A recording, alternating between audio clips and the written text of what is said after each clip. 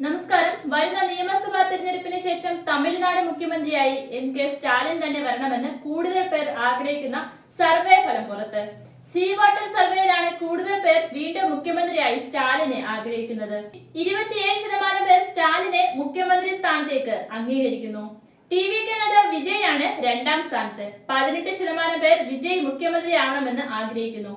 പ്രതിപക്ഷ നേതാവും എ.ഐ.എ.ഡി.എം.കെ ജനറൽ സെക്രട്ടറിയുമായ എടപ്പാടി പളനിസ്വാമി മുഖ്യമന്ത്രിയാവണമെന്ന് 10% പേർ ആഗ്രഹിക്കുന്നു. ബി.ജെ.പി സംസ്ഥാന അധ്യക്ഷൻ കെ അണ്ണാമലൈ മുഖ്യമന്ത്രിയാവണമെന്ന് 9% പേരും ആഗ്രഹിക്കുന്നു.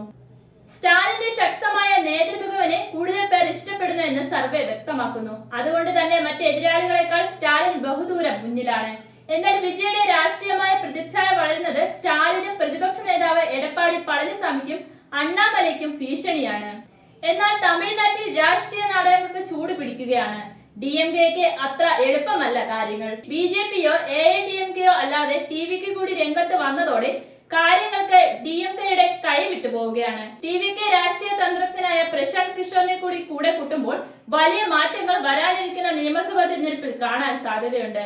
എന്നാൽ കേന്ദ്ര സർക്കാർ ഇപ്പോൾ മുന്നോട്ട് വെക്കുന്ന പല നയങ്ങൾക്കുമെതിരെ സംസ്ഥാന സർക്കാർ നടത്തുന്ന പോരാട്ടം ഒരുപക്ഷെ ഡി.എം.കെയുടെ സ്ഥാനം ഊട്ടിയുറപ്പിക്കാനുള്ള സാധ്യതയുമുണ്ട്. എന്നാൽ ഡി.എം.കെയും ടി.വി.കെയും പരസ്പരം കൊമ്പുകോർക്കുമ്പോൾ വോട്ട് പിന്നിലുള്ള സാധ്യതയും തള്ളിക്കളയാനാവില്ല.